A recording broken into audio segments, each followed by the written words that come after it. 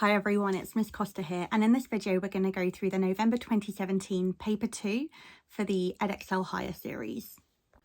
Okay, so in this question I'm being asked to solve, which means to find the value of the variable in the question. In this case it's x, and I've got a double-sided equation, which means I've got x variables on both sides, so it's a little bit trickier. But the first thing I want to do is just make my life easier. So I know that there are brackets on the second side which I can expand, so let's start by doing that. So I'd be left with 5x take 6 equals 3x take away 3. Then I can clearly see all of my terms, and I know that I've got 5x and 3x. So what I want to do is subtract the smaller of the x's. So if I take 3x from both sides, I'd be left with 5 take away 3 is 2x minus 6 equals negative 3. Then what I can do is I'm just left with a normal linear equation, and I just move things from one side to the other until I'm left with just x. So I always do the inverse to move anything from one side to the other. So I'm going to add 6 to both sides. I'd be left with 2x minus 3 plus 6 is positive 3. So x is 2x is 3. In order to isolate the x variable, I then need to divide by 2 because at the moment it's being multiplied by 2. So I'd be left with x equals 3 over 2. And I can either say it's 1.5 or leave it as 3.3 over 2. It doesn't matter. So in this question, I'm being told that Emily buys a pack of 12 bottles of water, and the pack costs £5.64. She then sells all 12 bottles for 50p each, and I need to work out her percentage profit. So essentially what she's done is she's gone to a big store, bought them in bulk so that they're cheaper, and now she's selling them off individually to make a profit. Now, in order to work out her percentage profit, I'm first going to need to work out what the total cost is. And they've told me that that's £5.64. I then need to work out what she sells things for. So her total sales, what they amount to, and she's selling 12 bottles times 50p each. So to convert that into pounds, I'll just write it as 0.5. So 12 times 0.5 gives me £6. Okay, so to work out the profit she's made, profit is always sales, take away cost. So £6 take away £5.64 is 36 pence. Okay, so she's made 36 pence profit. Now to work out what the profit is, or percentage profit,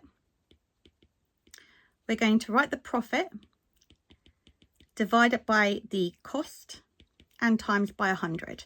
So what I want to do is 0.36 divided by £5.64 and then times that by 100. And that would give me 6. So the total would be 6.382978 and so on. And it's saying write it correct to one decimal place. So that would be 6.4%. Remember to write it to one decimal place, you circle the number, look next door. If it's 5 or more, you're going to add 1 more. If it's 4 or less, you just round it down. So in this question, I'm told that Hasmeet walks once round a circle with a diameter of 80 meters. So I could fill that in just so that I have some information. There are 8 points equally spaced on the circumference of the circle, and I need to find the distance Hasmeet walks between one point and the next point. So essentially what I'm doing, let's just try and make that a bit thin, I don't know why it was so thick, is I'm trying to find the distance between one point and another point, which is the length of an arc. And how I know that each of these arcs, so this arc, this arc, this arc, this, are all going to total to the circumference of the circle.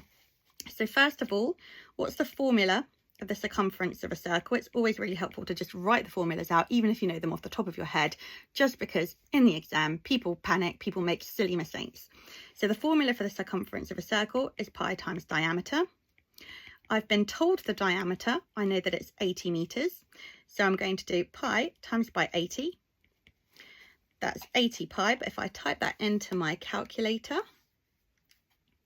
it will give me it in decimal form, which is, well, I actually could have divided it. So it's 251.327, or that's a total circumference. Okay, so that is the distance all the way around the circle. But I know that the circle has been divided into 8 parts, so I know that I want 1/8 of the total circumference. So I could either turn it into decimal form and then divide it by 8. It's a calculator paper, so absolutely just do that. Or I know that 80 pi divided by 8 is going to leave me with 10 pi. So whichever way feels better for you, you'll get the same answer. So if I divide that by 8, I end up with 10 pi, which is 31.4159264. So it's just 10 times by the value of pi. And that is what I do for this first part of the question. The key thing is remember what the formula for the circumference of a circle is, and you know the distance. There's 8 equal distances, so you just divide the circumference by 8. Okay, so this is a slightly counterintuitive reasoning question. So I'm told that 4 of the points are moved, as shown in the diagram, and Hasmeet walks around the circle once again. And I need to say whether the mean distance that Hasmeet walks between one point and the next point has changed. Now, I know that from A to B is now going to be a longer distance, and I also know that from B to C it's going to now be a shorter distance. However, how do I work out the mean? The mean is the sum of all the values divided by the number of values. So, because the sum of all of the distances is still going to add up to the total circumference, and I'm still going to be dividing it by 8, the mean will not have changed. So you could say, no, the mean has not changed as the distances between the points still add up to the same value. So it's a bit counterintuitive because we know that the distances have changed. However, the total distances when you add them together hasn't changed. The total distances are still going to sum to make the circumference of the circle. And that's why the mean in some instances is a really good average to use, and in others it's not. Okay, so I'm told that there are only blue cubes, yellow cubes, and green cubes in a bag, and that there are twice as many blue cubes as yellow cubes. So whenever we are given something like this, where we are not given the actual value, just use algebra. So yellow cubes is something that we don't know the value of. So we're going to say that yellow cubes is equal to x.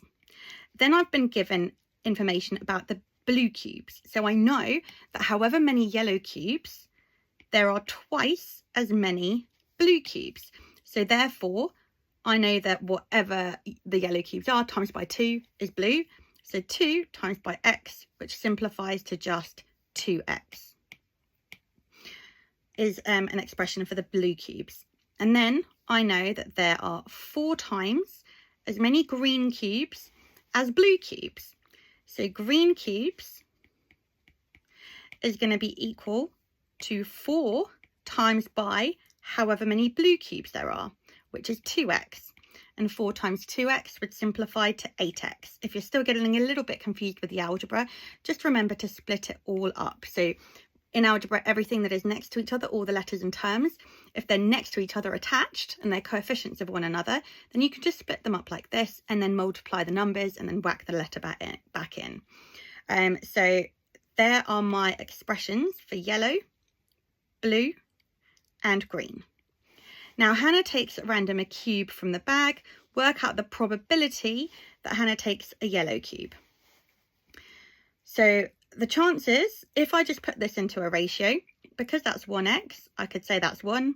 That's 2x is 2, 8x is 8. So I know that the cubes are going to be in the ratio 1 to 2 to 8.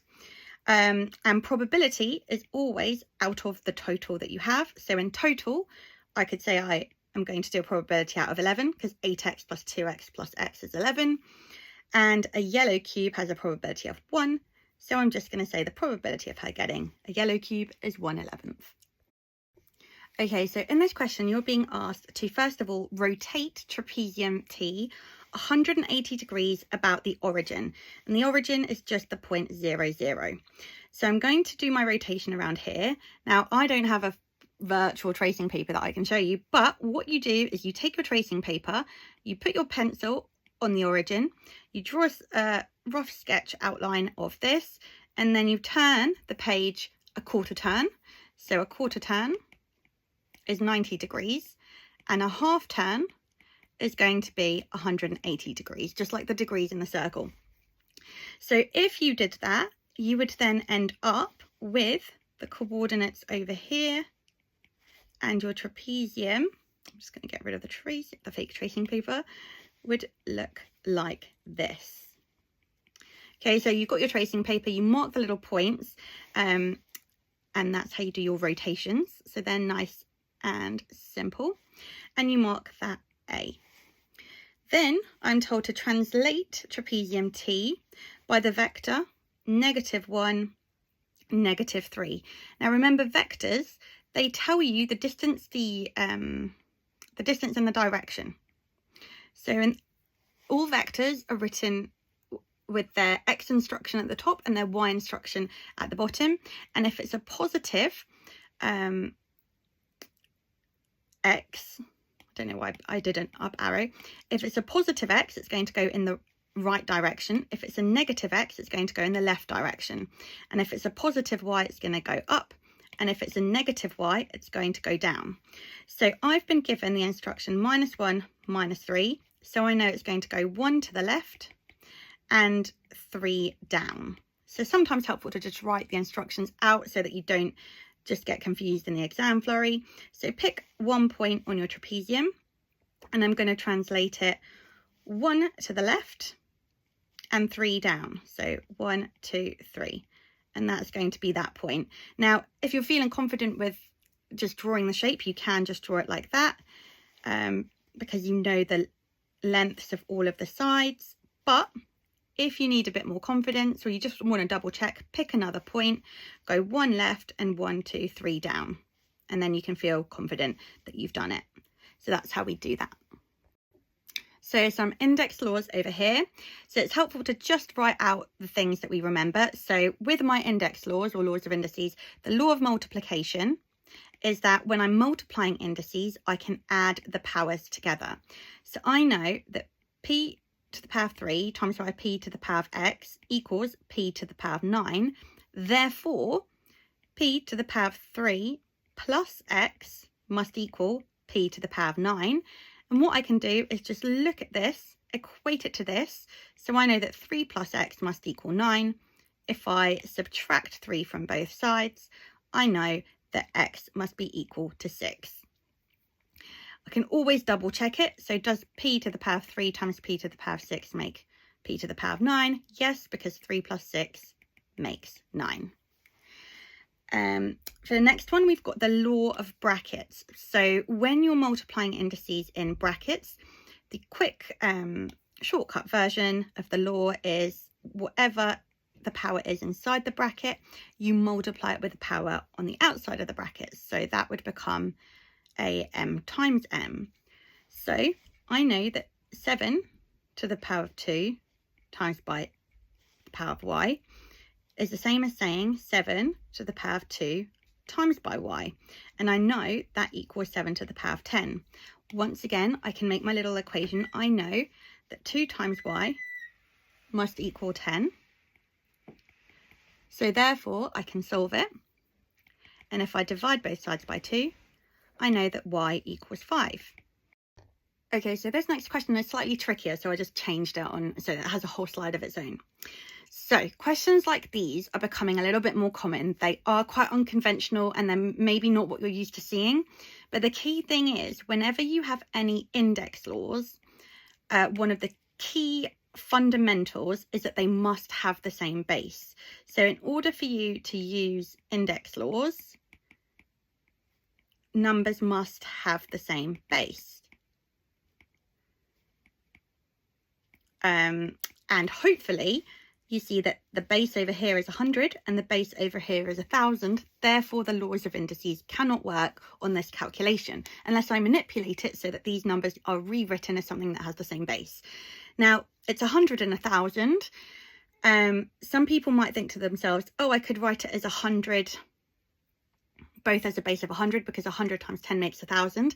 But if you did write it as 100, then you can't really, you'd be multiplying it by 10 to the power of 1 and you can't compare them so well. So the best thing to do would be to write them as powers of 10.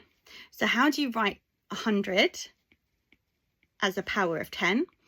Well, 100 would become 10 squared, okay? And that would end up being to the power of a. So all I've done is, instead of saying 100 to the power of a, I've rewritten 100 as 10 squared. Now what I want to do is do the same thing with 1,000b. So what's 1,000 as a power of 10? Well, 10 times 10 times 10 is 1,000. So therefore I could rewrite that as 10 cubed to the power of b. So all I've done is I've written my calculation so that I now have common base numbers, because then the laws of indices apply. And I know that this can be written in the form 10w. So now what do I do when I am multiplying indices in brackets? Well, I multiply the powers. So that would become 10 to the power of 2a times by 10 to the power of 3b must be equal to 10 to the power of w. And what is the law for multiplying indices? When I multiply indices that have the same base, I simply add the powers. Therefore, I can form an equation, and 2a plus 3b must be equal to w. And the question is asking me to prove that w equals 2a plus 3b, and that is how I would do it. I could rewrite it as w equals 2a plus 3b if I'm being pedantic, but they mean the same thing. So the trick is, always think to yourself, oh, okay, these numbers don't have the same base. Therefore, let me see if I can rewrite them. 10 is a nice common factor of both of them. I can rewrite both of them as a power of 10. So in this question, I have been given a trapezium and I'm asked to work out the size of angle CDA. So it's always really helpful to just start by colouring in the angle that you're being asked to work out. So CDA is this angle here. Now, I'm asked to work that out and give my answer to 1 decimal place. So what can I do in order to work out this angle? Well, in order to work out an angle, I want to use a triangle. So I'm going to have to figure out information about this triangle here. So I can just form this as a nice triangle. And if I'm dealing with right angle triangles, I know it's a right angle because, well, it's a trapezium, and I know that this line here is a right angle, so therefore this one would be a right angle too. So let's have a think. What information do I know and what information can I find out? I know, first of all, that over here I've been given a right angled triangle, and I know the length of one side, another side, and this length here I do not know. So when I've got a right angled triangle, I can either use Pythagoras, and that is going to be if I know the lengths of two sides and I'm trying to work out the third side. I'm going to use trigonometry if there's angles involved. So with Pythagoras, I know that a squared plus b squared is c squared. That's Pythagoras' theorem. Whenever you have the longest side, so you always know which side is the longest because it's the side that is opposite the hypotenuse.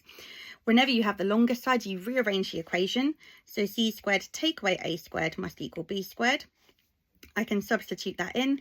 So 7.5 squared take away 6 squared is going to give me b squared. And remember, the sides don't matter, a and b, it doesn't matter, they're both just the shorter sides. So 7.5 squared take 6 squared gives me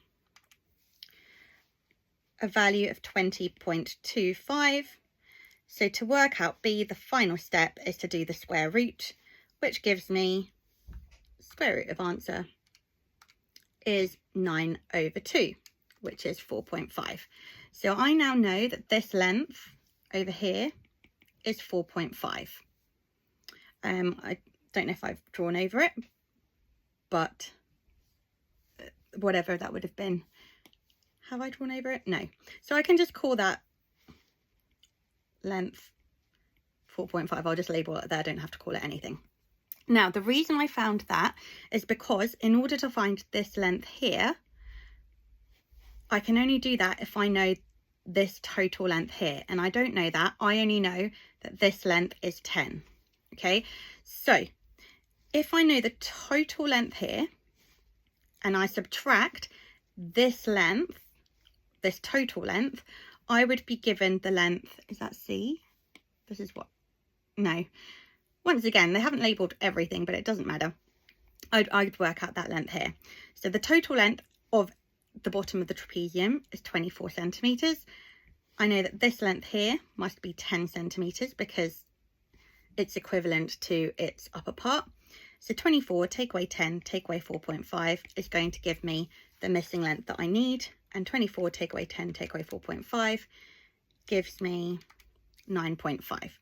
So I know that this little bit of my triangle that I'm trying to work out is 9.5 centimetres. And it sometimes helps to just draw out the triangle again separately to what you're doing. So I know this length is 9.5.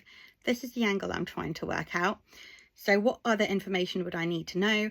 Well, I'd either need to work this out or this out. And thankfully, if I just get rid of all of the scribblings, I have been given the height of the trapezium.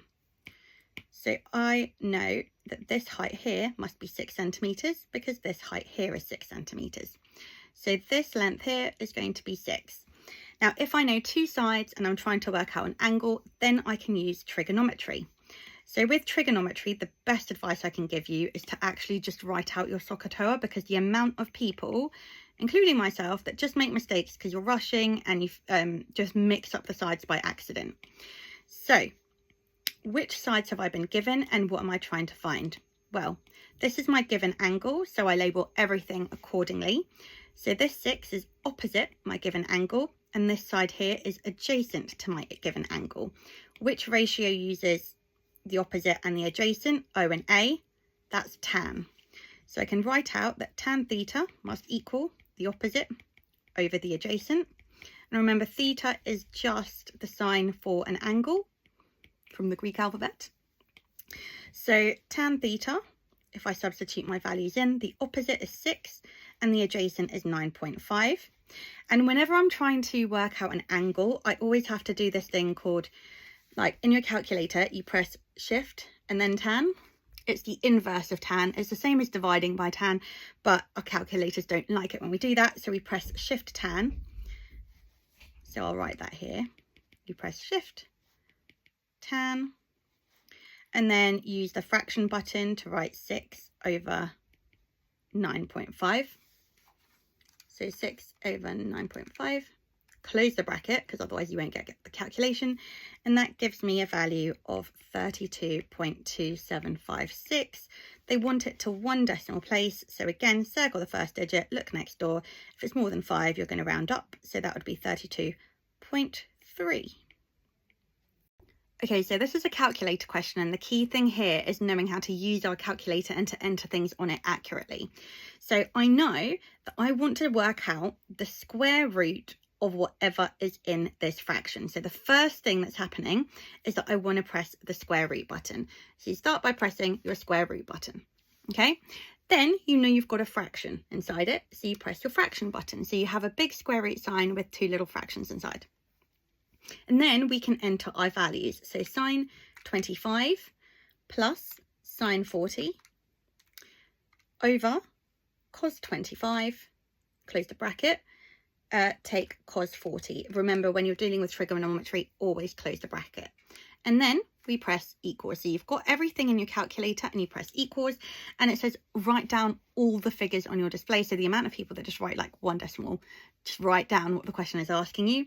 So we'd write 2.75603957.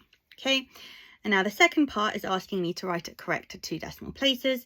So to 2 decimal places, I circle the second digit. I look next door to decide whether I round up or down. It's more than 5, so I know I'm going to be rounding up. So that would become 2.76. So in this question, I'm told that yesterday it took 5 cleaners 4.5 hours to clean all the rooms in a hotel. So 5 cleaners, it took them 4.5 hours. Today, there is only 3 cleaners, or there are only 3 cleaners to clean all the rooms. So I need to figure out how long it's going to take them. Now, this is inverse proportion because if you think about it logically, the more people you have there to clean, the quicker you're going to clean it in. The less people you have, the longer it's going to take. So with inverse proportion, what we do to one side, we have to do the inverse to the other. So 5 cleaners, it took them this long. To figure out how long it would take 1 cleaner, well, there's 5 people doing the same job, so it's going to take them 5 times as long. So what I need to do, how do I get from 5 cleaners to 1? I divide by 5, but in terms of time, I'm going to have to do the inverse, so I'm going to have to times by 5. And if I do 4.5 times by 5, that gives me 22.5 hours.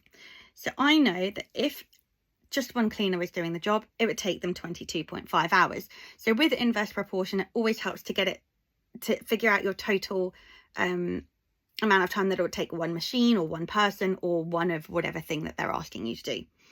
Now I know that there are 3 cleaners. Okay, so I know that 1 cleaner, it would take them 22.5 hours. How do I get from 1 to 3? Well, I times by 3. So therefore, I'm going to have to do the inverse on this side. I'm going to divide by 3. Because obviously 3 cleaners are going to make the job faster. So that's why I'm dividing. But it's kind of, some people found it really counterintuitive because we're so used to dealing with direct proportion. So 22.5 divided by 3 gives me 15/2, which is 7.5 hours. So I know it's going to take these 3 cleaners 7.5 hours to clean the hotels.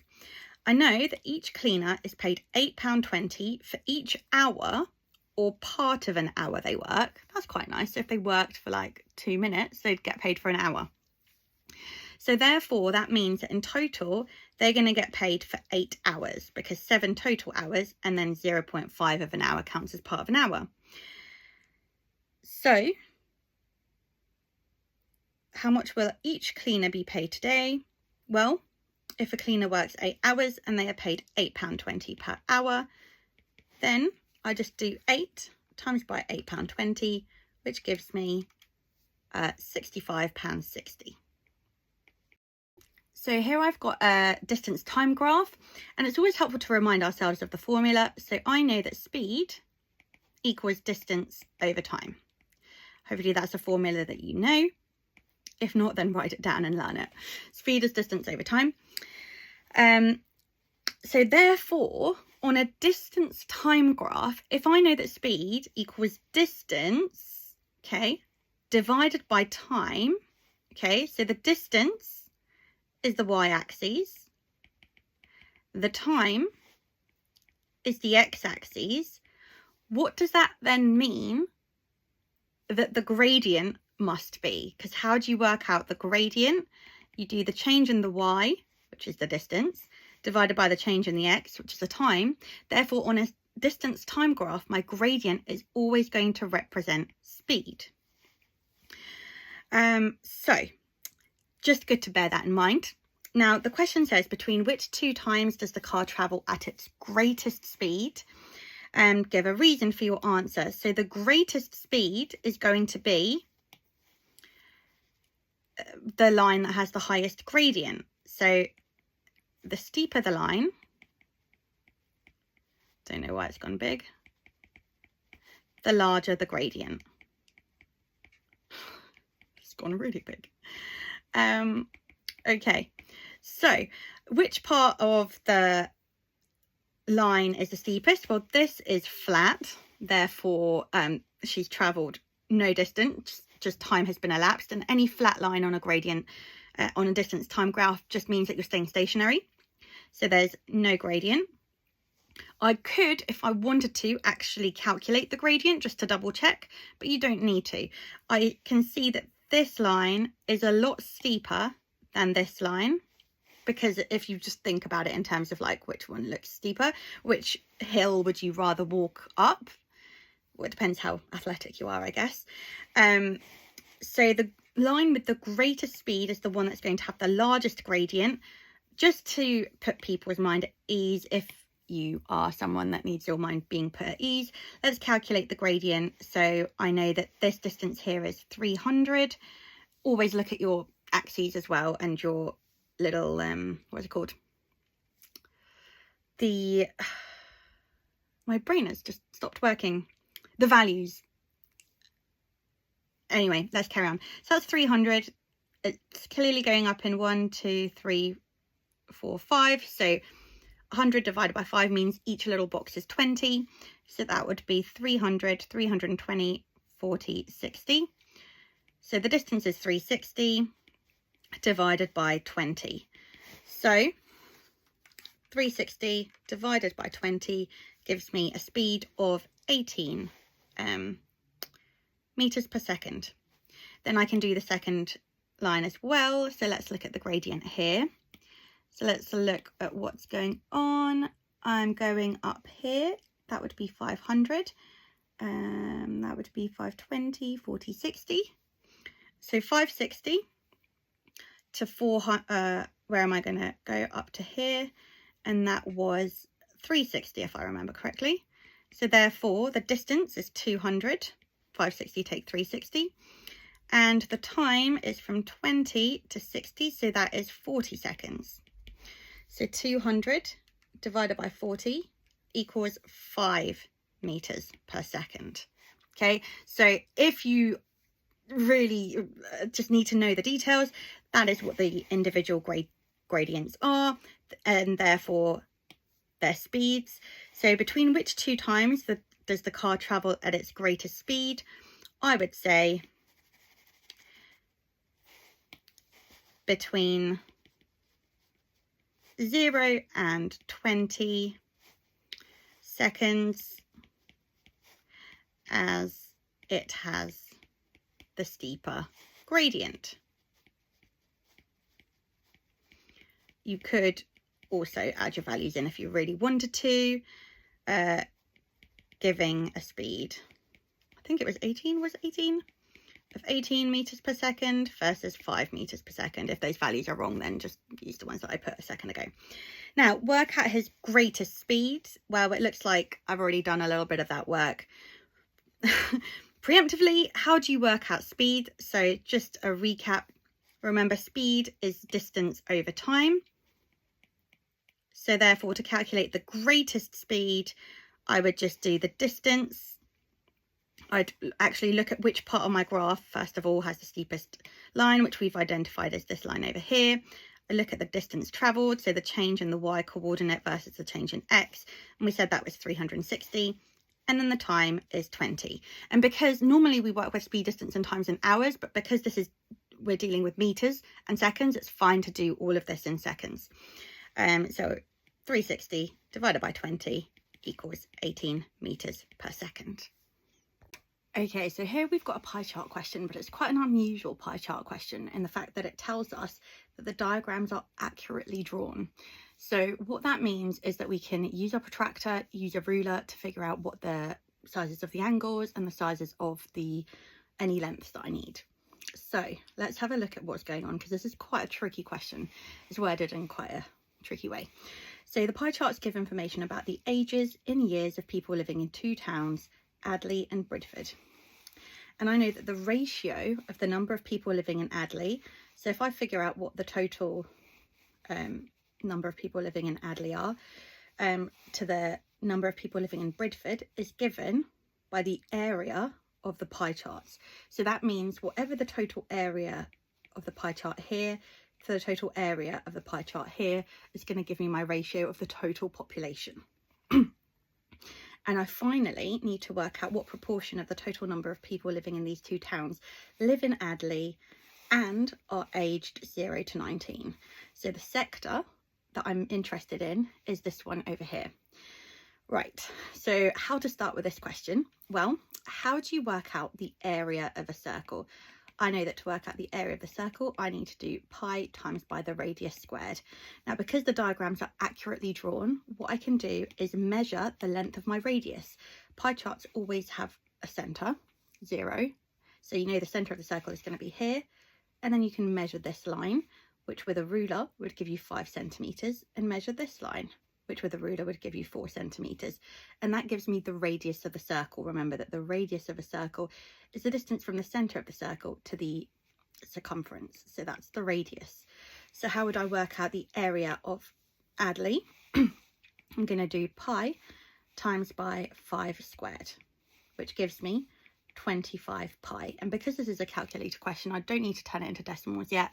The best thing you can do when working with circles is just leave it in terms of pi until the very end. And let's do the same for Bridford. The area is going to be pi times by the radius squared, which is 4. So that's going to give me 16 pi. So I've got my two total areas. I know that this whole pie chart has an area of 25 pi, and this one has an area of 16 pi. So now let's look at what I need to do next. So let's just write that up here, 25 pi and 16 pi. I'm now going to look at the 0 to 19 sector. And how do you work out the area of a sector of a circle? Well, it's just a fraction of the whole circle. So I always do pi times radius squared, which is the full area of the circle, just full area of circle. And then I times that by whatever fraction of the circle I'm interested in. So if I measured this angle here, that would give me an angle of 70 degrees. And so the formula for the sector is pi r squared times by theta over 360. Theta just represents the angle.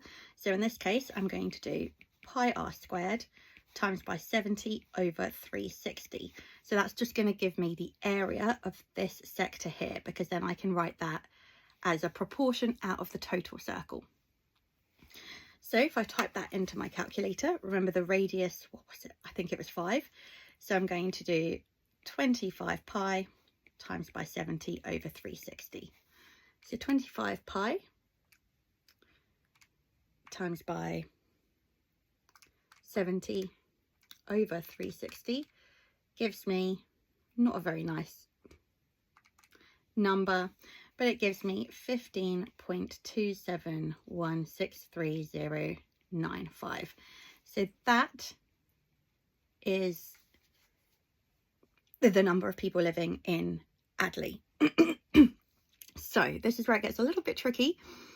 I know that the total number of people living in both of these towns is going to be 25 pi plus 16 pi. So the total is 25 pi plus 16 pi. And the number of people living in Adley is 15.27. So I'm just going to do 15.27163095 over 25 plus 16 is going to give me 41 pi. So if I type that into my calculator, 15.27163095, and you might have saved it as answer, divided by 41 pi gives me 0.118563. So as a proportion, if I times that by 100, gives me 11.856, and it wants it to 3 significant figures. So I'd round that to 11.9%. So I times that by 100 to turn it into a percentage. It's not the easiest of questions, but because it has this key thing here, it says diagrams are accurately drawn, at least just figure out what the size of the angles must be and the radius. And then maybe you might think to yourself, well, I know the area of a circle is this. And then maybe you can do the other bits as well. So in this question, I am told that RS and RT are two sides of a regular 12-sided polygon.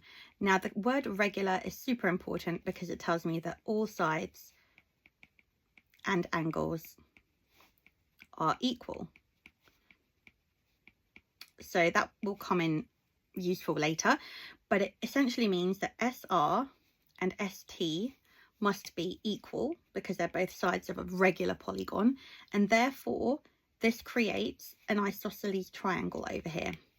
So this angle here and this angle here are going to be equal. Now I know it's a regular 12-sided polygon, so either to work out the interior angle I could do n take 2 times by 180 divided by 12, or I could use my knowledge of exterior angles. So I know that the exterior angles of any polygon sum to 360, and if there are 12 exterior angles, I'm going to do 360 divided by 12 to work out the size of one exterior angle. So 360 divided by 12 gives me 30.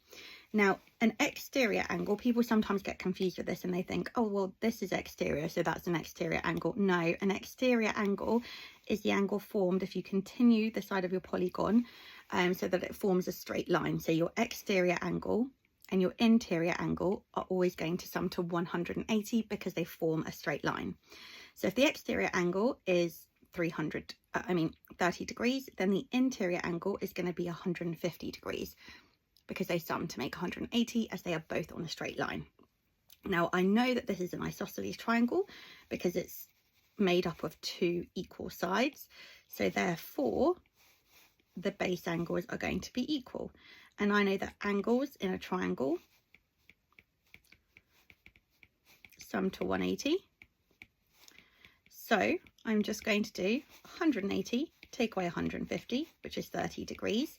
And I know that these two angles are going to have to be equal because they're the base angles of an isosceles. And there's two of them. So I do 30 divided by 2, which is 15 degrees. So in this question, I am told that at the beginning of 2009, Mr. Veal bought a company and the value of the company was £50,000. Each year, the value of the company increased by 2%. So whenever I'm dealing with compound interest, it's helpful to think my original value is always 100% and it's increasing by 2% each year. So in total, that's 102%. What does percentage mean? It means over 100, and 102 over 100 is 1.02. So my multiplier is going to be 1.02. And I'm asked to calculate the value of the company at the beginning of 2017. So from the beginning of 2009 to the beginning of 2017, that's a difference of 8 years.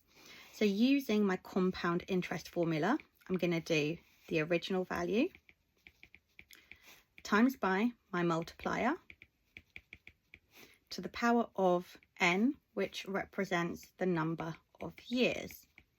So my multiplier, I know it's increasing by 2% each year. So as a multiplier, that would be 1.02. The reason we have to include the 1 is because we're still including the value. We're working out 2% of the already existing 100%. And I'm going to do it to the power of 8. If you needed to, you could just go 2009, 2010, 11, 12, 13, 14, 15, 16, 17. It's fine if you need to count in fingers just for things like this. So if I just type that into my calculator, 50,000 times by 1.02 to the power of 8 gives me £58,582.96905. Now the question says give your answer correct to the nearest 100. So I'm going to look at my hundreds column, look at the number next door.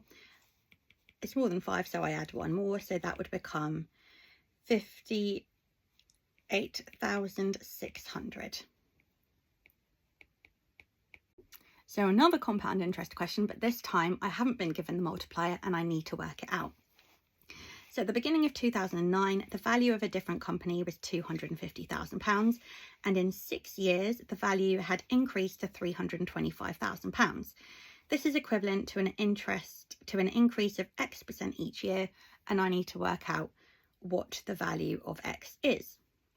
So my starting value is £250,000. It's being multiplied by my multiplier, And once it's done that, and my multiplier is being done to the power of 6 because it's 6 years, it equals £325,000. So I could just start by rearranging this formula, and for now I'm going to call the total multiplier x. Okay, so that's including the original 100%, but just for ease of working. So the first thing I could do is divide both sides by £250,000. I'm just rearranging. Whenever you've got algebra involved, to solve it, you just want to rearrange, move things from one side to the other until you're just left with your variable. So x to the power of 6 is going to be 325,000 divided by 250,000, which gives me 13 over 10, which is 1.3. So I know that x to the power of 6 is 1.3. So what I then do, oh, I don't know why I put a 3, I then root 6 both sides. So I'm doing the inverse. Instead of being to the power of 6, I'm finding the sixth root. There isn't like a proper mathematical term for it. So x is going to be, and to do that in your calculator, you see that button where the square root is? Above it in the purple, or in whatever your calculator is, will be an equivalent. So you can have a little space at the top to enter the 6 in, and then you enter 1.3. And that tells me that x is 1.044697,508. Now remember, this is a multiplier, so it includes 100% plus my x value, the interest rate. So what I want to do is take away 1, because that would just leave me with the additional multiplier. So if I take 1, I am left with 0.044697,50792, and I'm asked to give my answer correct to 2 significant figures. So I look at the second significant figure, look next door, it's more than 5, so I'm going to add 1 more. So that would be 0.045. Be really careful you don't get caught out by here. 1.045, if I'd rounded it, that includes your original 100%. So the actual increase is just 4.5%. And obviously, also, you're going to want to write that as an actual percentage. I round it, once we've turned it into knowing what my multiplier is, if I times that by 100, that turns it into a percentage. So that would give me 4.5%. Okay, so in total that would be 104.5% as the multiplier. So here I've got a graph, and I want to draw on these inequalities and shade the region that satisfies them all. Now remember, with inequalities you can just turn them into straight lines. Also, when you're doing that, well, I guess we don't have to for this one because it's quite an easy one, but we can just turn them into equal signs in order to draw the lines. And remember that with inequalities, if it's less than or more than, you're going to do a dotted line. It's only if you get greater than or equal to or less than or equal to that you do a solid line. So none of these inequalities have a solid line, so I'm going to draw dotted lines for all of them. Now, any line that is y equals or x equals, they are going to be either straight lines. So if it was x equals, it would be a vertical line, and y equals is a horizontal line, because what we want to do is look at where it would cross the y-axis, and that would be over here. So this would be the line y equals 1 if it was a solid line, but I'm going to write it as y is greater than 1. And all that means is that the inequality is satisfied by anything that is above the line. I do a dotted line because it's greater than, and the reason this is the line y equals 1 is because if you think about all of the y coordinates, this coordinate here, that would be 3, 1. This coordinate here would be 6, 1. So every y value on this line has a coordinate of 1, which is why it's called the line y equals 1. So let's try our next 2 lines. So x plus y equals 5. What I can do, because this is just a basic 5, is quite an easy number to get to, just pick any x coordinate. So if x is 0, 0 plus 5 gives me 5. Pick another x coordinate, 2. 2 plus 3 gives me 5. Pick another one, 4 plus 1, 5 plus 0, and so forth. Okay, so you don't have to do a table of values. You can if you want to, if it helps you feel more confident, absolutely do that. But you can just pick a few points. Let's do one last one. So -2 plus, well, that wouldn't work. -1 plus 6 gives me 5. So now I can just draw a dotted line over here. And this line, x plus y, my line must be less than 5. So essentially anything that is under this graph would satisfy this inequality here. And my final inequality is y is greater than 2x. So if I just pick any x coordinate, let's say if x is 1, then y must be 2 times 1, so that would be 2. So when x is 1, y is 2. Let's pick another x coordinate. If x is 3, y is 2x, so y would be 6. So 3 and 6. Let's pick a negative. If x is -2, y is going to be double that, which is -4. So I've got my coordinates. You can do it again if you want to. If x is 0, 2 times 0 is 0, so that would be 0 here. So you've got your line, and you just draw that. And this line, the coordinates of y need to be greater than the line. So y is greater than this line. So anything that is larger than this line, that the y coordinates are larger than this line, would be satisfied.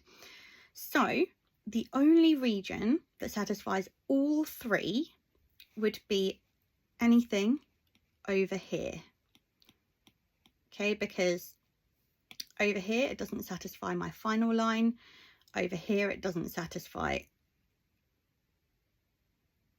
the second line either. So this would be the label. This would be where I would label R. This is the region that is satisfied by all three inequalities. It helps if you draw the little arrows just to remind you where what you need to do with the lines. So here I've got a reasoning question. Now remember that with all reasoning questions, you can actually just work out the answer and then think to yourself, oh, okay, well, what did they do wrong if you're really stuck? So I'm told that Tracy is going to choose a main course and a dessert in a cafe, and she can choose from 8 main courses and 7 desserts. So if she has 8 main courses, 1, 2, 3, 4, 5, 6, 7, 8, this is a main. She can pair each of these main courses with 7 desserts. Okay, I'm not going to do this for all of them, but 1, 2, 3, 4, 5, 6, 7 options. So each main can be paired with 7 options. 2, 3, 4, 5, 6, 7.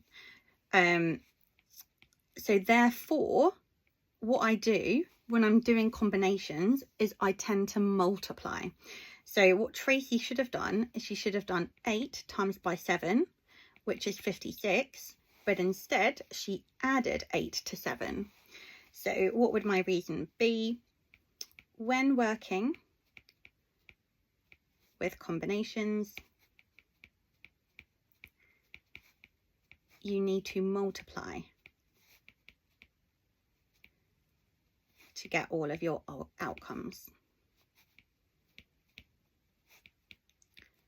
So you could say she added instead of multiplying. So generally, you tend to just multiply what all of your options are, but this next question is going to show you why that's not always the case. Okay, so this is quite a tricky question because you need to think about the context of the question, and it's not necessarily going to intuitively make sense. So I'm told that 12 teams play in a competition, and each team plays each other team exactly once. This is very, very important information.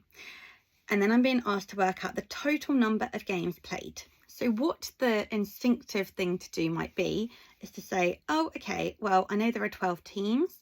So that must mean that 12 teams play 11 teams, and I can just do 12 times 11, which is 132.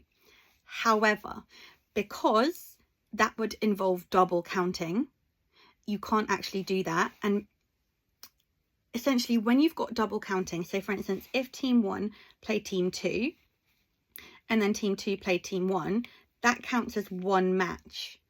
So in every kind of overlap you're going to have an overlap for each thing. That's why you divide by 2. But let me show you exactly why. If you're not interested in why, then you can just skip through to the next question. But I think it's important to understand where this rule comes from. So I know that if I just multiplied like normal, I'd have 132 possible outcomes. But let's see why this doesn't work. So if I just did my scoring, so team 1, it can't play against itself, so I can't do team 1 against team 1, but team 1 can play team 3, team 1 can play team 4, team 5, team 6, team 7, team 8, team 9, team 10, team 11, and team 12. Now, when it gets to team 2, I can't play team 1. Well, I can play team 1, but team 1 has already been accounted for, so I can't count that as a new combination.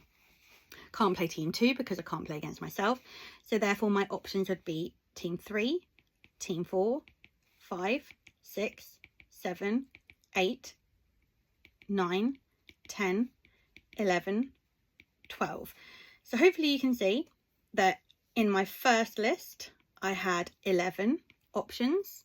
In my second list, I have 10. Now, what happens for the next one? So team 3 can't play team 1 because, well, it can, but that's already accounted for. So it can't play it again because that's the same match. Can't play team 2 because that's already accounted for. Can't play itself. So I can pair that with team 4, team 5, team 6, 7, 8, 9, 10, 11, and 12. And then I start all over again. How many options is that? 1, 2, 3, 4, 5, 6, 7, 8, 9. So you might have noticed a pattern happening here. Then if I did team 4, I'd start with 5, 6, 7, 8, 9, 10, 11, 12.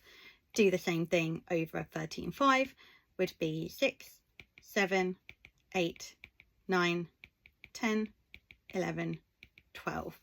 Again for team 6, it would be 7, 8, 9, 10, 11, 12. Team 7, it would be 8, 9, 10, 11, 12. Team 8 would be 9, 10, 11, 12. Team 9 would be 10, 11, 12. Team 10 would be 11, 12. And team 11 would be 12. So hopefully you can see that each time I'm making a combination, it's one less. So in total, that would be 11, 10, 9, 8, 7, 6, 5, 4, 3, 2, 1 total combination. So this whole chart here is a list of all of the possible ways that I can combine my matches so that it ensures that you don't play yourself because you can't physically do that, and you only play each team once. And if I added that up, if I did 11 plus 10 plus 9 plus 8, I'd end up with 66. Okay, now the shortcut for that, if you don't want to double count it, so if you know that you're going to combine A with B and you don't want to combine B with A, what you do is you do your total outcomes, but you divide it by 2. So the shortcut is you do 12 times by 11, but you divide it by 2, which accounts for all of this long thing. So if you don't want to have to list it all, just divide by 2. Okay, so there's a few ways that you can do this question. There's a big clue in the question. It says, give your solutions to 3 significant figures. Well, there's two clues. It says solutions. Hopefully you already know anyway that any kind of quadratic, so ax squared plus bx plus c, is generally going to have 2 solutions because you factorize it into 2 brackets, and then it's the inverse of what you get in your bracket. Now, this I can tell, but maybe you can't. This isn't going to be a solution that you can factorize. You're either going to have to use a quadratic formula or do it another way, but it's not going to be able, well, I'll just show you. So if we expanded it, x minus 2 squared equals 3. So that would be x squared minus 4x plus 4 equals 3. Therefore, x squared minus 4x plus 1 equals 0. The fact is, of 1 are 1 and 1. There's no way I can combine them to make -4. So therefore I have two options. One, use the quadratic formula. And if you really like the quadratic formula, that's fine. You can just substitute your values in. A would be 1, B would be -4, and C would be 1. Or you just solve it, and because it's a calculator paper, you can deal with surds. So let's have a look at the solving it method. Nothing wrong with the quadratic formula. I'm just going to show you another way. So I know that x minus 2 squared is 3. To solve anything, I just want to get x on its own. So the first thing I do using BIDMAS, I'm going to square root both sides. So square root. So that's going to give me the square root of 3. And remember, this is especially super important for quadratics. What is the square root of 9? Well, the square root of 9 could be either 3 or -3, because a negative times by a negative gives you a positive. So therefore, this could be the positive or the negative root of 3. And then the last bit would be to add 2 to both sides. So x equals 2 plus square root of 3, or x equals 2 minus root 3. And those are my two solutions. You would have got there with a quadratic formula. Like I said, that's absolutely fine. This is just a slightly quicker way. And then all you need to do is just type that into your calculator. So 2 plus root 3 gives you 3.73205, or 2 minus root 3 gives you 0.2679 for blah, blah, blah, blah. And it says give your answer to correct to 3 significant figures. So 1, 2, third significant figure, it's less than 4, so we're going to say 3.73. And over here, 1, 2, 3, the third significant figure is a 9, so we're going to add 1 here. So 0.268 are your two solutions. Okay, so in this question, I have been given a table of values and I've been asked to draw a histogram for this information. I haven't been given anything to help me with this histogram in terms of the y or the x-axis. So let's just start by drawing y and x and then interpreting the question. Now, I know the table gives information about the heights of 150 students, and I'm drawing a histogram. So with a histogram, your y-axis is always going to be the frequency density. So I don't know why my pen's going really large, but this is going to be the frequency density. And your x-axis is going to be the value of whatever you're working with. So in this term, it's the heights of students. And the key thing that we need to remember about histograms is this formula. So the frequency density can be worked out by dividing the frequency, which is the total amount, divided by the class width. Essentially, on a histogram, the frequency represents the area of the bars. So how do I work out the frequency density? I do frequency divided by class width. So let's have a go on this one. So the frequency is 15. The class width is 10. So I do 15 divided by 10, and I can actually, and I'm going to just add another little column here for frequency density. So frequency density, 15 divided by 10 is 1.5. Then I've got a frequency of 30 and a class width of 5. 30 divided by 5 is 6. Then I've got a frequency of 51 and a class width of 5. So 51 divided by 5 gives me 10.2. Then I can do 36 divided by 5 again, which gives me 7.2. And then for the last one, 18, it's got 180 to 165, a class width of 15. So 18 divided by 15 gives me 1.2. So now I know the values of all of my frequency densities, I can think about how I'm going to structure my x-axis and my y-axis. So x-axis, let's start with first. I know that the lowest value is going to be 140, and the highest value is 180. So I've got 1, 2, 3, 4, 5 large squares, and I have a distance of 40. So I could just say that each large square goes up by 10. So this would be 150, this would be 160, 170, 180, 190, but we don't go up that far. And their frequency density, I know that my largest value is 10.2. So let's have a look at how many big squares I have. I've got 1, 2, 3, 4, 5, 6. So that doesn't cut it to make it 1, but 6 times 2 is 12. So if I just split it up into the smaller squares as well, then I can have a go at doing it one by one. So that would represent 1, 2, 3. And actually, I'm just going to get rid of this frequency density, but you don't, because you won't have a large giant pen. 4, 5, 6, 7, 8, 9, 10. And then I don't need any higher, but just to finish it off. So now I've got my, and I get rid of that too, my values sorted out. I just need to draw on the bars. And the bars, the area of the bars, that represents the frequency.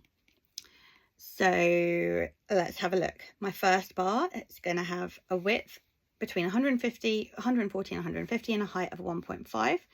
So 1.5 would be over here, and that's going to be my first bar. My second bar has a height of 6 and a width of 5. So I'm going to draw it like this because it goes from 150 to 155. My next bar has a height of 10.2. So if there's like 5 squares between 10 and 11, that means that each little square is going to be 0.2, because 1 divided by 5 is 0.2. So I'm going to go up to 10.2, and there's another class width of 5. So that's how I draw that bar. Then I can do my next one, which has a height of 7.2. So 7.2, and it's got a class width of 5 again, to 165. And my final one, that's got a large class width, so is 1.2. So 1 is here, 1.2 would be here, and it goes all the way to 180. And there we go, that's how you do your histogram. So the key thing to remember is that to work out the frequency density, you use this formula. It's the frequency divided by the class width. It's essentially saying the amount of people divided by what I am dealing with in terms of class width. And the area is always going to give you your total frequency. So to check you've got it right, let's just pick this. So I know I've got a height of 10.2 and a width of 5. And 10.2 times by 5 is 51. So I know that I've done my bars right. Okay, so now I need to use my histogram to estimate something. So I need to work out an estimate for the fraction of the students who have a height between 150 and 170 centimetres. So let's just go back. I know that there are a total of 150 students in total.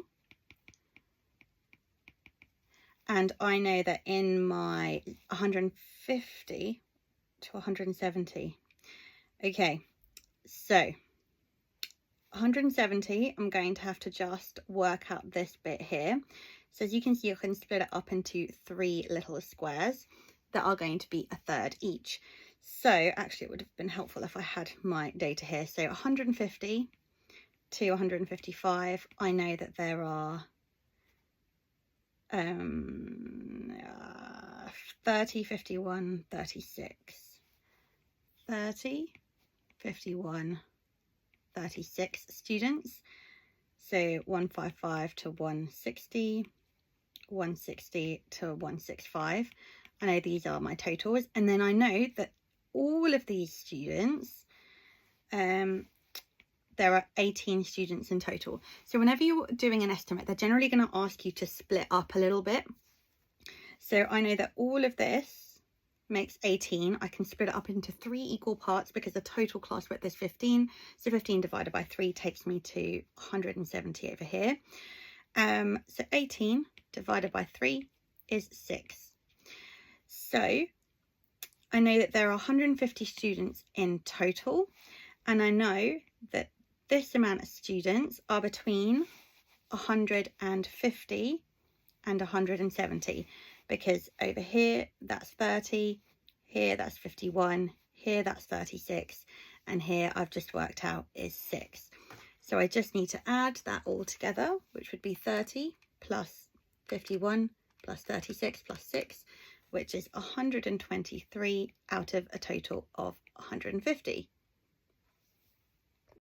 Okay, so this is a very long-worded question for a 1-mark question, and it looks like it's going to be an iteration question, because whenever you've got something like this, v0 and vt plus 1, you generally think you're going to be using iteration. All this means is your original value, and vt plus 1 is going to mean the next term. So with iteration, all we do is we substitute the previous term into the formula to work out the next term.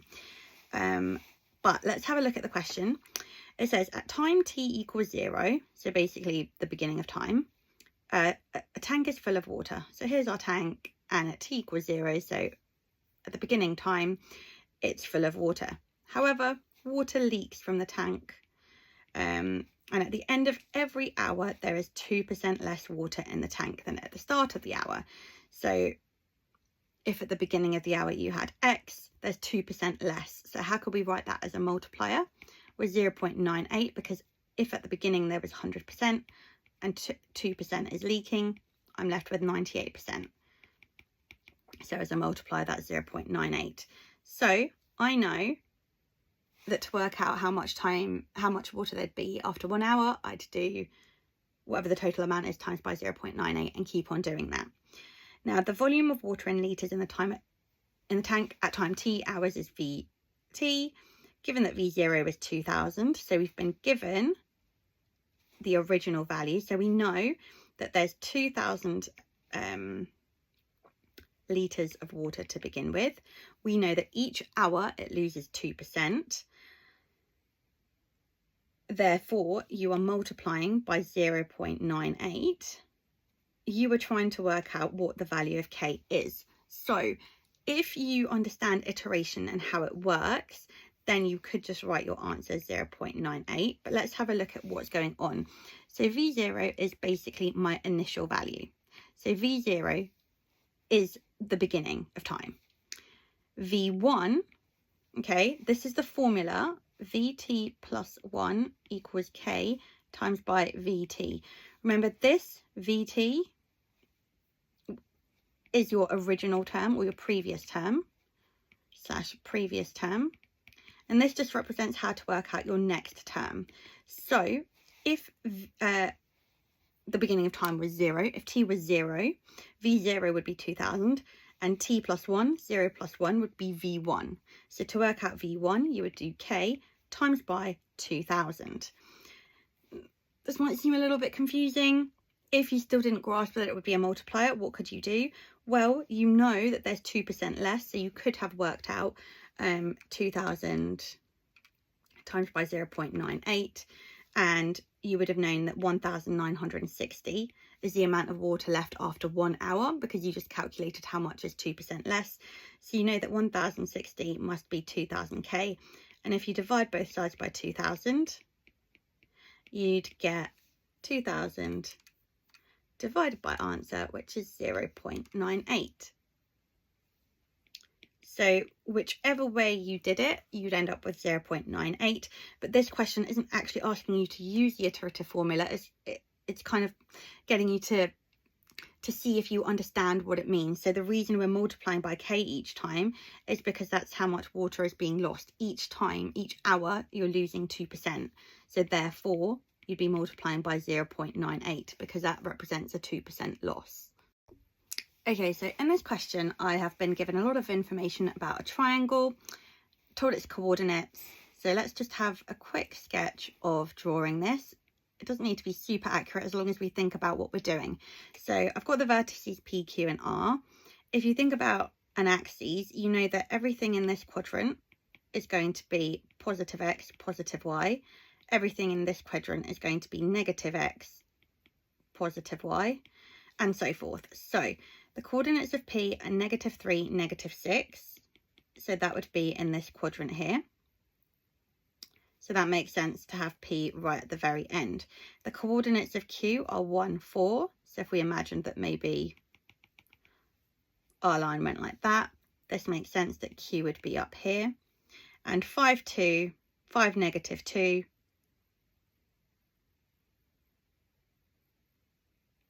Well, my Y, it wouldn't exactly look like this. So maybe I'd want my triangle to be like this or something. I don't know. But for the purposes of this question, it doesn't really matter. So we've got P, Q, R. It mostly makes sense because I know that this would be in, if I had my axes, this would be positive X and negative Y. So it's roughly in the right place. So let's have a look at what's going on. It just helps to sometimes like sketch it so that you can visualize what the question's asking you to do, because I am then told that M is the midpoint of PQ. So I know that this is where M would be, and N is the midpoint of QR. Okay, so that would be where N is. And I need to prove that MN, so if I drew a line from here to there, is parallel to PR. Okay, well that looks pretty good to me in terms of looking parallel, but let's have a think about what's actually going on. So in order to do this, I'm going to need to do quite a little bit of working out. So how do I prove that lines are parallel? Well, I know that parallel lines have the same gradient. So what I'm going to need to do is find out the gradient of PR and the gradient of MN. So how can I do that? Well, to work out the gradient of a line, I have to do the change in the y coordinates divided by the change in the x coordinates. And the shortcut way is saying y2 take y1 over x2 take x1, which just means the second y coordinate take away the first y coordinate. So let's have a look at these. The coordinates of P are -3, -6, and the coordinates of R are 5, -2. So let's start with the y coordinates. I'd say -2 minus -6 over, and then the second x coordinate is 5, and I'm going to take away -3. So -2 plus 6 is going to give me 4, and 5 plus 3 is going to give me 8, which is a half. So the gradient of PR is a half. Okay, now let's have a look at MN. Have I been given any information about it? Well, all I know is that it's the midpoint of these lines. So what I'm going to have to do is work out what the midpoint is. So what's the coordinate of Q? It's 1, 4. How do I work out the midpoint? Well, I can either, how do you work out the middle of anything? You add the values together and you divide by 2. So I could do -3 plus 1 divided by 2, which is -2 divided by 2, which is -1. So I know that the x coordinate would be -1. And if I did the same, -6 plus 4 is going to give me -2 divided by 2 is -1. So that coordinate is going to be -1, -1. If you just wanted to do it intuitively, you think to yourself, between -3 and 1, what's the difference? 4 divided by 2 is 2. So I'm going to move my x coordinate up by 2 values or down by 2 values. And the same for your y. Between -6 and 4, there's a difference of 10. 10 divided by 2 is 5. So you either add 5 from your lowest y coordinate or you subtract 5 from your highest y coordinate. Now let's do the same for n. So the difference in the x coordinates is 4. Half that is 2, so that would be 3. And the difference in your y coordinates is 6. Half that is 3. 4 take 3 is 1. So I now have the coordinates of 2 points on my line MN. And how do I work out the gradient? Well, I do it exactly the same way. I do the change in the y coordinates. So I'm going to do 1 take -1 over 3 take -1. 1 plus 1 is 2, 3 plus 1 is 4, and 2 over 4 simplifies to a half. So the gradient of mn is a half. Prove that mn is parallel. So I just say both lines have a gradient of a half, therefore they are parallel, because parallel lines have the same gradient. Okay, so in this question, I am being told that OAC is a sector of a circle, centre O, radius 10 meters. Now with questions like this, it's super important to read the question and then just try and identify as much as you can from the diagram. So I know this is a radius. I know this is a sector of a circle because I've been told that. And if AO is a radius, it must be equal to OC because they're both radii of the same circle. So hopefully you identified that. If not, that's fine. But this is how we start to learn like what to identify. So I know I've got 2 radii, which ultimately means I would be able to form myself a little isosceles triangle if I needed to. I don't know if I do yet, but I'm just keeping my options open. Now, I'm then told that BA is a tangent to the circle at point A, and BC is a tangent to the circle at point C. And using circle theorems, what do I know about 2 tangents starting from the same point? So 2 tangents from the same point are equal in length. So therefore, I know that these 2 sides are equal, and then I know that I have a kite. So I know I'm dealing with a kite, which has 2 pairs of equal sides, and I know that their right angles bisect at 90 degrees. Once again, I don't know if I need that information, but it's just getting every piece of information we can extract from the question. What else do I know?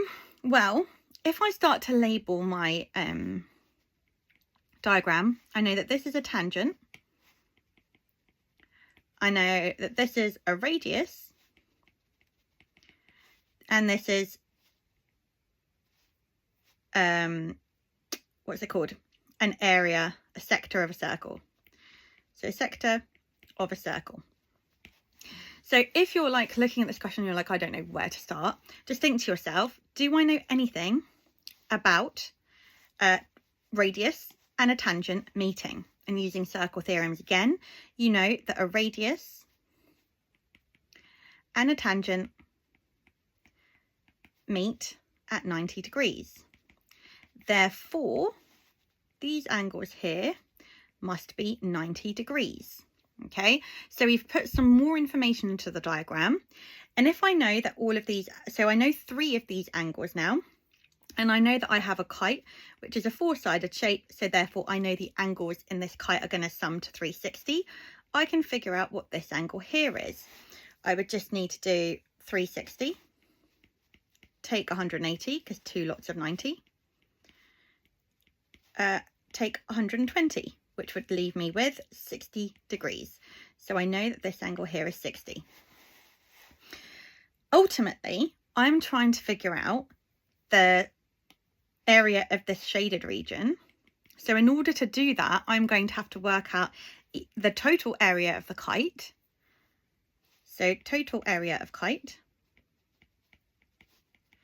and subtract this bit here. That's how we always do shaded regions. We do the total, take away the little bit of the area that you know. So take away the area, the sector. So the next thing I could do, just so that I have this to work with from later on, I could work out the area of the sector of the circle. How do you work out the area of a sector? Well, you imagine it's a full circle. So if it was a full circle, you would have done pi r squared, but it's a fraction of a circle. In this case, it's 120 over 360, which would simplify to 12 over 36, which would eventually simplify down to a third. So you might have spotted that, and you might know that you can just divide it by 3, or we can write it in its full form because this is a calculator paper, so it doesn't make much difference. Now, what's the length of the radius? It's 10, so that would be 100 pi times by 120 over 360. And that would give me the area of my sector, so I can just write that up over here for later. So area of sector is 100 pi divided by 3. Well, which, I mean, it doesn't cancel into something nice, so we can just leave that as 100 pi over 3. And that will come in handy later. Now what do I need to do? I need to somehow work out the area of the full kite.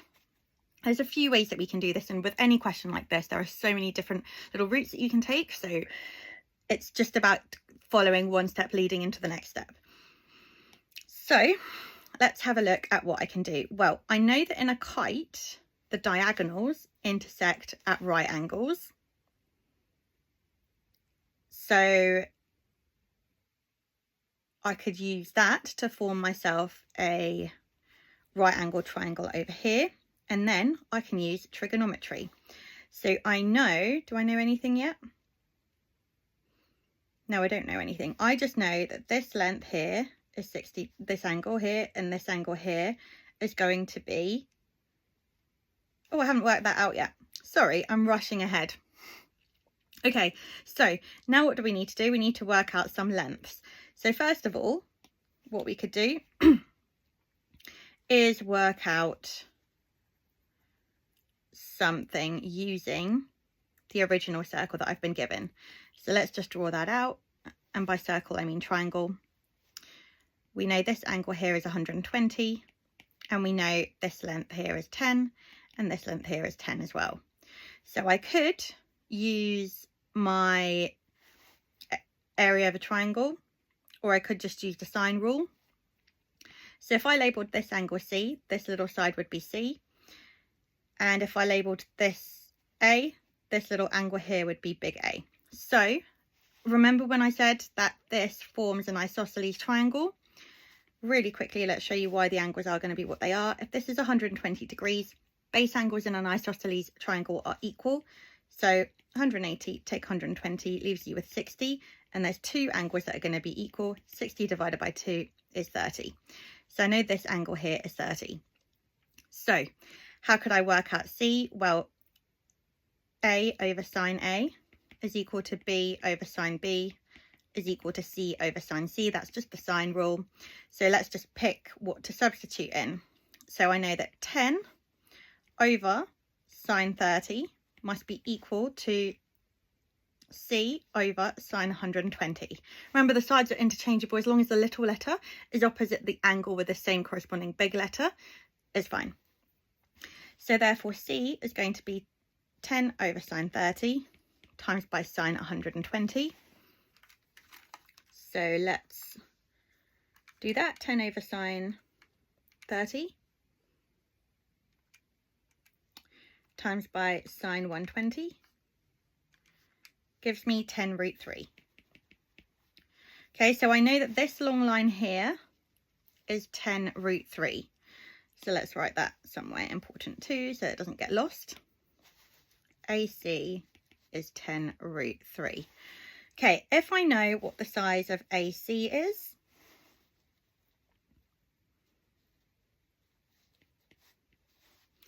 then I've lost where I was going. So I've got the area of the sector. I need to work out the area of the kite.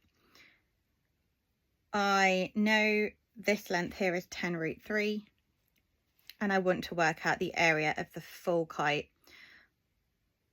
So I could work out what the length of AB or BC is. And once again, there are a few ways to do this. If this is 10 root 3, I could turn it into a right angled triangle. I know that but diagonals of a kite are perpendicular and they bisect it, so they form two equal triangles. So therefore, this length here would be 5 root 3. It would be half of the base. And this angle here would be half of 60, which is 30. Okay, so I'm trying to find AB, which is going to be C. I don't know the length of this yet, but I have an angle. So let's write out our trigonometry. You've got SOHCAHTOA. Which sides have you got? You've got the opposite and the hypotenuse. So I know that I'm going to use O and H. So sine theta is opposite over the hypotenuse. So sine 30 is 5√3 over the hypotenuse, which is C.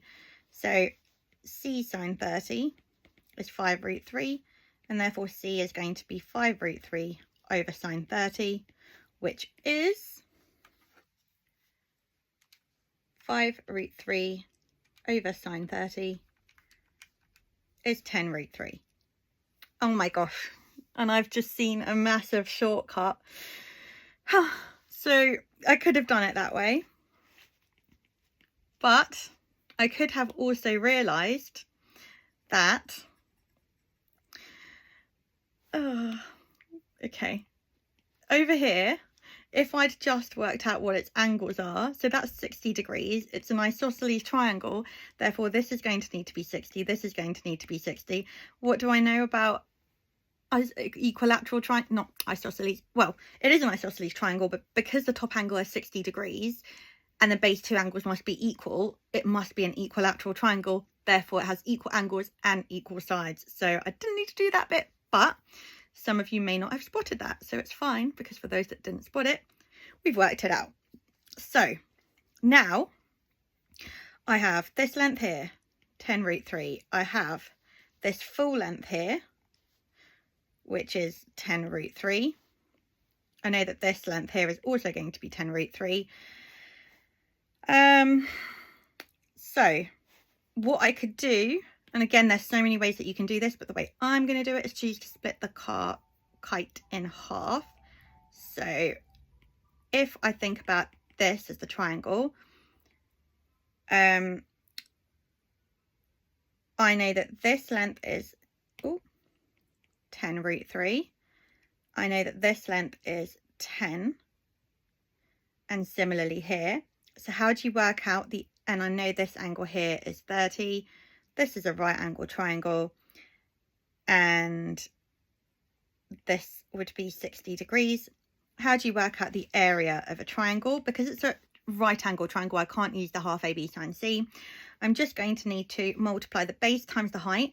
And whenever we do triangles, remember it's the perpendicular height, the base that we multiply. So I'd just do 10√3 times by 10 divided by 2, which gives me 100√3 over 2. So the area of this would be 50√3, and they're identical. So the area of this would be 50√3 as well. So the total area of the kite, let's write this here, the total area of the kite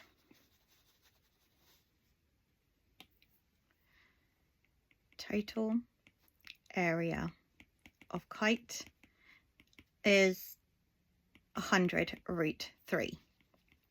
How do I work out the area of the shaded region? I do area of kite, take area of sector. So I'm just going to do, where is it? Area of kite, 100√3, take away the area of the sector, 100 pi over 3, and that gives me 100√3, take 100 pi over 3, which gives me 68.4853254. They've said correct to 3 significant figures, so you count 1, 2, third digit, look next door, it's more than 5, so you add 1 more. So that'd be 68.5 meters squared. Okay, it's probably, definitely 100% is a much more efficient way of doing it, but that's just one way. So hopefully that was helpful. So here we've got a probability question. I'm told that there are 12 counters in a bag. There is an equal number of red counters, blue counters, and yellow counters in the bag.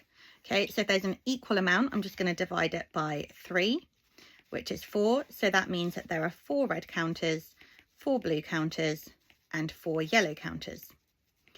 3 counters are taken at random from the bag. Work out the probability of taking 3 red counters. Okay, so to begin with, the probability of taking a red counter would be 4 out of a total of 12. But then if I take, so you could do a probability tree for this question. You could do red, yellow, blue, and then red, yellow, blue, and then so forth. But if you realise that when you've got conditional probability or dependent events, so one probability relies on the other, and you know those probabilities are easily worked out, you don't actually need to do the probability tree, because all the probability tree is going to tell you anyway is like, oh, the probability of a red is 4 out of 12. What's the next probability? It would be 3 over 11. So all you'd do is you'd follow that branch along. So essentially you're doing the branch without having to do the long probability tree. But if you need the probability tree, absolutely use it. It's just a little bit more time consuming. So let's think. The first counter, there are 4 out of a total of 12 counters. Now, if the second counter is also a red counter, 1 red counter has gone. So I'm only left with 3 red counters out of a total of 11 because there's 1 less counter. And then if I take out another counter, well, if the previous 2 were red, I only have 2 red counters left out of a total of 10. So if that doesn't make sense, then you can absolutely use the probability tree. It's just, you know that your root is going to be red, red, red. So you can kind of shortcut that whole probability tree thing. And then what do you do with the probability tree? You multiply along the branches. So 4 over 12 times by 3 over 11 times by 2 over 10 gives me 1 over 55. Okay, so here we've got a reasoning question. I'm told that the 3 counters are put back into the bag. So I still have my original 12 counters, 4 of which are red, 4 of which are green, and 4 of which are blue. So my probabilities still stand as red is 4/15, blue is 4/15, and yellow. I don't know why I said 15ths. That's supposed to say 12ths. I'm thinking too far ahead. Okay. Now, some more counters are now put into the bag. There is still an equal number of red counters, blue counters, and yellow counters. So I have to put the same amount of counters of each colour in. And there are no counters of any other colour in the bag. 3 counters are taken at random from the bag. Is it now less likely or equally likely or more likely that the 3 counters will be red? So I know from the past, the likelihood of taking 3 red counters was 1 over 55, which I can turn into a decimal just to make it easier to compare, which is 0.01181818 and so forth. So as a percentage, if I just times that by 100, is 1.82% likelihood of picking 3 red counters. So in order to do this question, we're going to have something to compare it with. So you could pick any number. I'm just going to go with adding 1 more of each counter. So if I added 1 more of each counter, 1 red, 1 yellow, 1 blue, I'd be left with 5 red, 5 blue, and 5 yellow out of a total of 15, because you've added 1 of each, so you've added an extra 3 counters. So the probability of getting a red counter, instead of, what would this have simplified to eventually? Sorry, just writing this in. Okay, so my initial probability of getting a red would be 5 over 15. If I then took out a counter, it would be 4 out of 14, and again, 3 out of 13. So if I multiply these probabilities along, what do I get? 5 over 15 times by 4 over 14 times by 3 over 13 gives me 2 over 91. What's that as a decimal? 0.021978 blah blah blah, times it by 100 to make it a nice comparison into a percentage, is 2.197. So let's just say 2.2%. So I would say it's now more likely to get 3 red counters, as you've got more counters in that are red, so you've got more counters to choose from, so it increases your probability. Okay, so in this question I've been told that the functions of f and g are such that f of x is 5x plus 3 and g of x is ax plus b. I haven't been given the exact values, they are constants that I'm going to need to find. However, I have been given some information, so this indicates that I should be able to form and solve my own equations. So let's have a look at what's happening. I'm told that g of 3 is 20. Okay, so that means that g of 3, which means that wherever I see an x in this function, I can substitute the value of 3. So that means that 3a plus b must equal 20. So I know that 3a plus b must equal 20. So that's the first equation that I'm able to just kind of construct, because all I'm doing is finding g of 3. I can't actually find it because I don't know what a and b are, but I have an equation that I can use. So let's just write that up here. 3a plus b equals 20. The next thing I'm told is that the inverse of x is equivalent to g of 1. So what I'm going to need to do is find the inverse of x. Now, when we're working with the inverse, what we do is we write out our equation. So we know f of x is 5x plus 3. But f minus 1 of x, what I'm going to do is I'm just going to switch everything around. So whenever you have a function, you can imagine that you're saying y equals 5x plus 3. Instead, what you do to find the inverse is you switch the variables. The reason why, you can use function machines to explain it. If you're interested, watch the video on functions, but for now we're just going to go with the method. So 5y is going to equal, oh no, not 5y,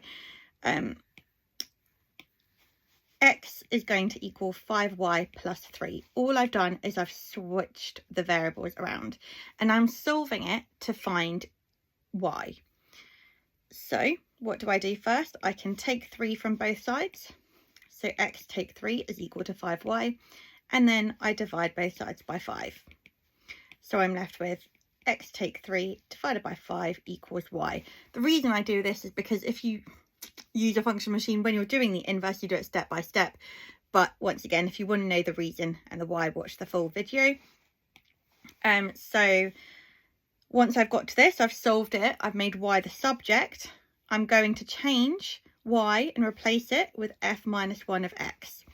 So then f minus 1 of x is x minus 3 over 5.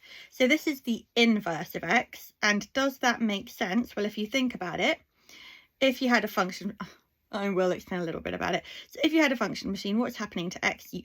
You are multiplying it by 5 and then you add 3. Okay, but what we're doing is the inverse. So we're subtracting 3 and then we're dividing by 5. And that gives me the inverse of x.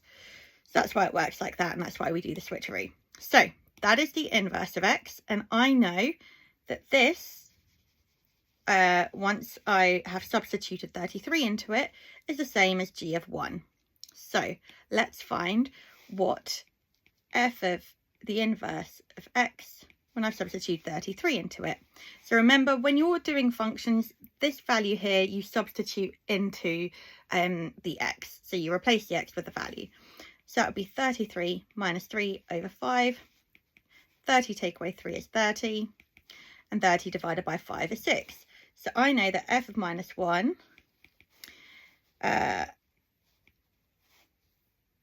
is 6. And that must be equal to g of 1. So what is g of 1? Well, g of 1, when I substitute 1 into this, is going to be just a plus b, because x has the value of 1, so it would be 1a plus b. So I know that a plus b must equal 6. So here I've got 2 pairs of equations, both of which have the variables a and b in them. So therefore, I've got some simultaneous equations that I can solve in order to find my variables. So let's have a go at doing that. So I have got 3a plus b equals 20. And whenever I am solving simultaneous equations, what I'm always looking for is a common variable. So I know that I've got a common variable of b. I don't need to manipulate the equations because there's just one lot of b. And then I need to think, how can I eliminate that variable? So b take b gives me 0. So I'm going to subtract the equations. 3a take away a leaves me with 2a, and 20 take away 6 is 14. Therefore, if I divide both sides by 2, I'm left with a equals 7.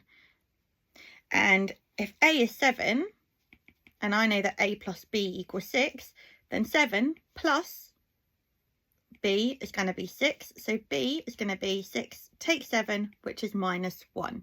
So b is minus 1. So the key here is people always sometimes look at this and they're like, okay, this isn't what I'm used to. Just think about what you can do, especially if it's algebra. You're likely going to have to set up an equation for yourself. If you get 2 equations, you know you can use simultaneous equations. But as always with questions like this, just do as much as you can, because it's not always about getting to the end of the question. It's just about picking up as many marks as you can as you go along. Okay, and in this last question, I am shown a geometric sequence. Now, all a geometric sequence is, so if we start with a really basic one, so 4, 16, 64, what's happening each time?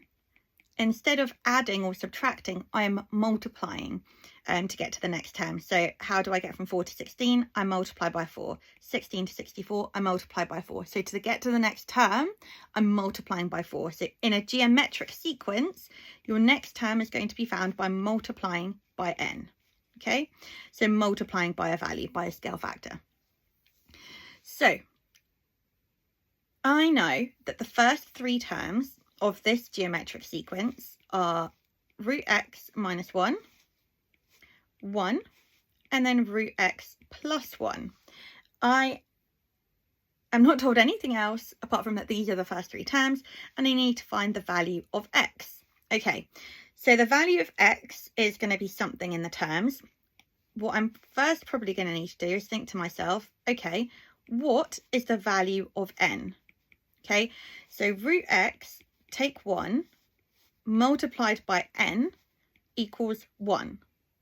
And similarly, 1 multiplied by n is root x plus 1, because all I'm doing is I'm, to get from one term to the next, I'm multiplying by n. So what I want to do is figure out what my multiplier is. How can I do that? Well, if you ever get confused with something algebraic or something that you're like, how does this work? Just take it back to the basics. So with a basic geometric sequence where you had 4, 16, 64, how could you figure out what n is? Well, if you do the third term, let's say 64 divided by 16, what happens? 64 divided by 16 is 4. Okay, so if you divide, like the second term divided by the first term, or the third term divided by the second term, you get your scale factor, just like when you do enlargements. So I know that in this case, n is 4. So if I apply the same rules, and just to double check that this is true, let's try it again. 16 divided by 4 is 4. Okay, so if you're going this way, and you divide, let's say, third term over second term, or second term over first term, that is going to give you your value of n. So let's do the same for our geometric sequence. So this is the third term, this is the second term, and this is the first term. So I could either write my scale factor as 1 over root x minus 1, or I could write it as root x plus 1 over 1. Okay, they are going to be equivalent because they both equal n. So n equals this and n equals this, and they have to be the same thing because in a geometric sequence you're multiplying by the same number each time. So if they are equal, what can I do? Well, when anything's equal, I can just put a big equal sign next to it and solve. So I know, and let's actually get rid of this sequence too. So, oh no, I just deleted it. Okay, so I know that 1 over root x minus 1 must be equal to root x plus 1 over 1.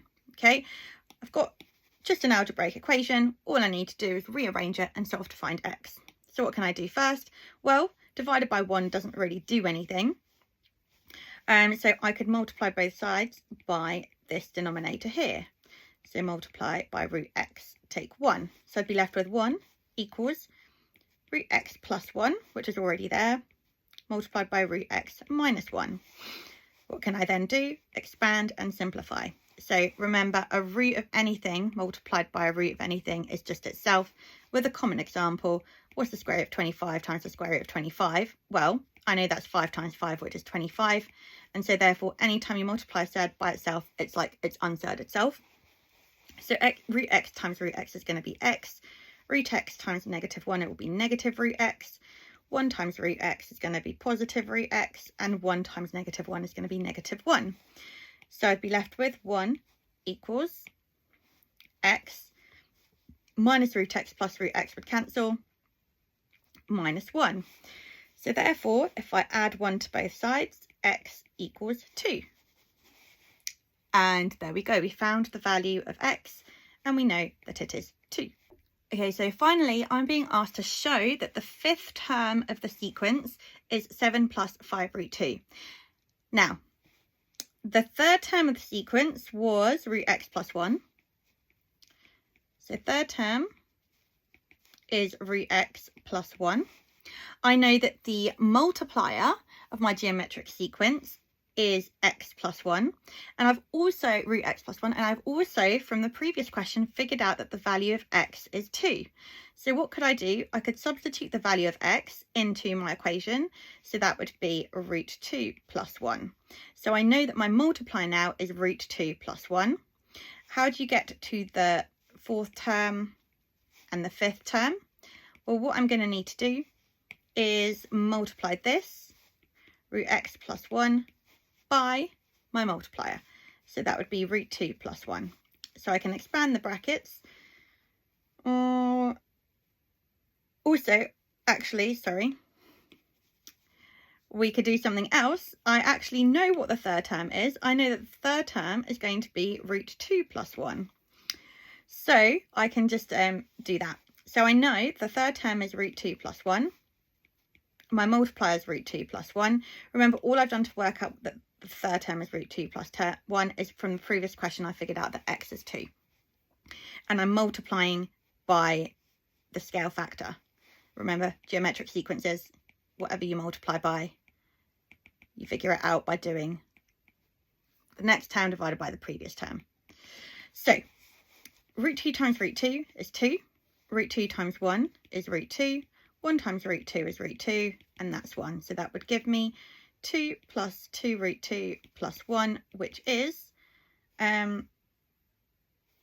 3 plus 2 root 2. So that's the fourth term. So what am I going to do next? To work out the fifth term, I'm going to have to do 3 plus 2 root 2 multiplied by my scale factor of enlargement, which is root 2 plus 1. So 3 times root 2 leaves me with 3 root 2. 3 times by 1 is 3. 2 root 2 times by root 2. So remember, when we're doing surds, we could write it like this. And anything times by itself is itself. So that would become 4. And then 2 root 2 plus 1 times 1 is just 2 root 2. So if I simplify that, 3 root 2 plus 2 root 2 is 5 root 2. And 3 plus 4 is 7. So that's how you show that. Now you could also have just multiplied algebraically and then only substituted x in at the very end. You can do this whichever way you want to, but hopefully that helps make the geometric sequences part a little bit less confusing. The key thing is just think back to basics. Think of a basic geometric sequence. You could even think of like the 2 times tables, or like multiplying by 2, so 2, 4, 8.